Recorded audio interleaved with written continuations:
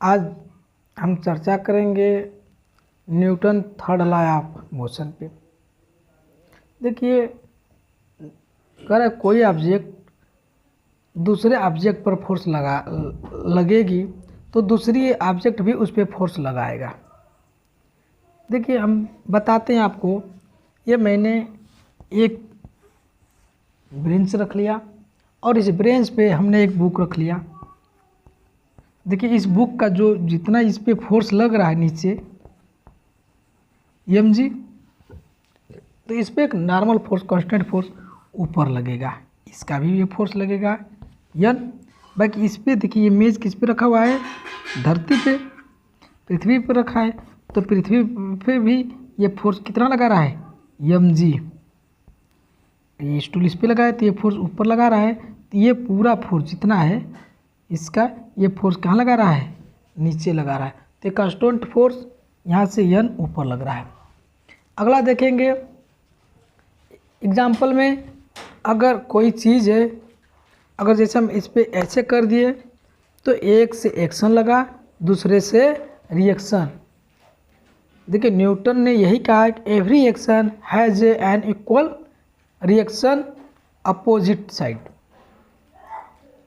देखिए, आगे अगर हम लोग दीवार है, अगर हम इस दीवार पे खूब तेज़ से पंच किए तो पंच तो हमने कर दिया, जैसे पंच किए तो दीवार ने तुरंत हमको रिएक्शन दे दिया और मुझे तुरंत चोट लग गया।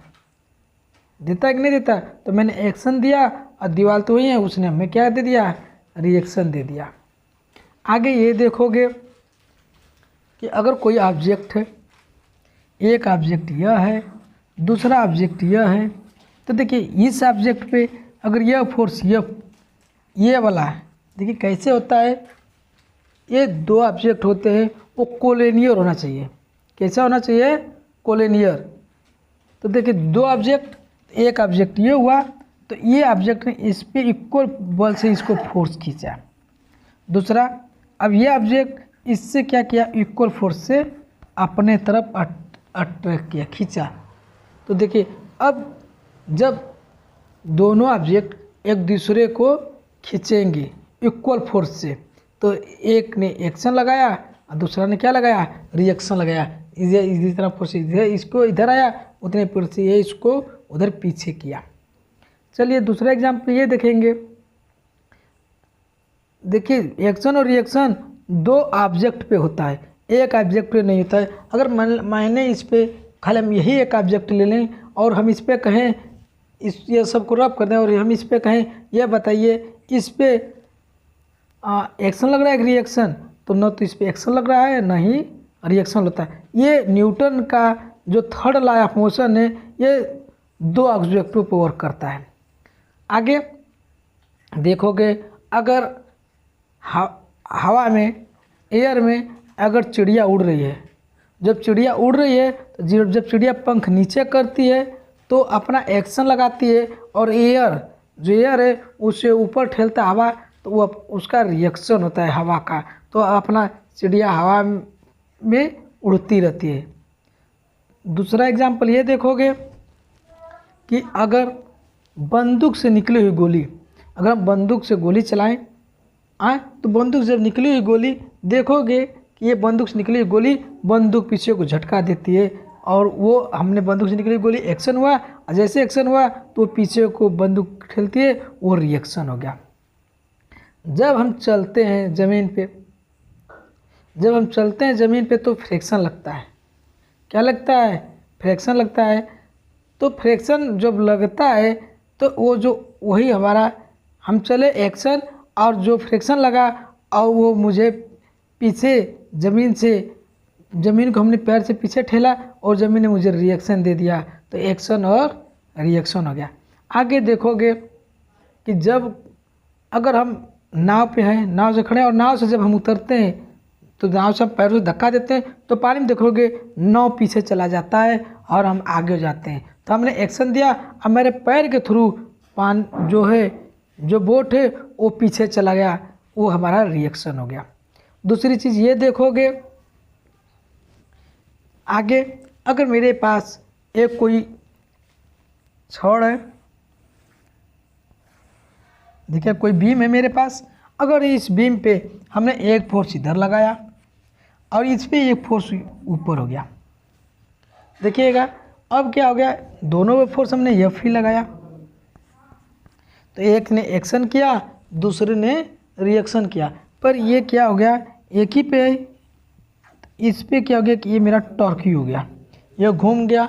अब ये मेरा ये थर्ड लॉ ऑफ मोशन पे नहीं, क्योंकि थर्ड लॉ ऑफ मोशन दो ऑब्जेक्ट पे होता है और कोलिनियर होता है, कोलिनियर फोर्स लगता है।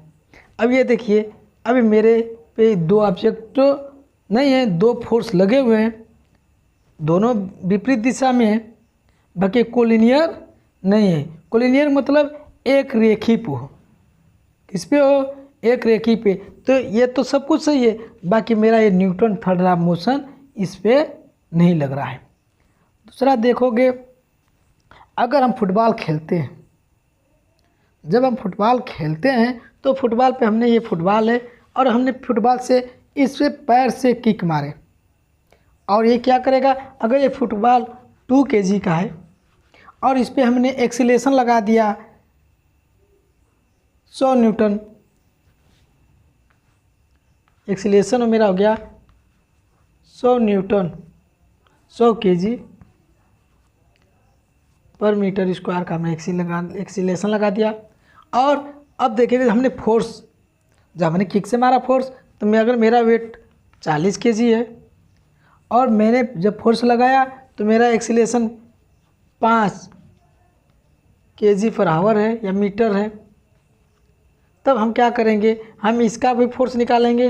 तो ये बराबर क्या होता है, यम में तो हमारा 2 गुणे 100 कितना गया 200, और ये वाला भी मेरा भी हो गया,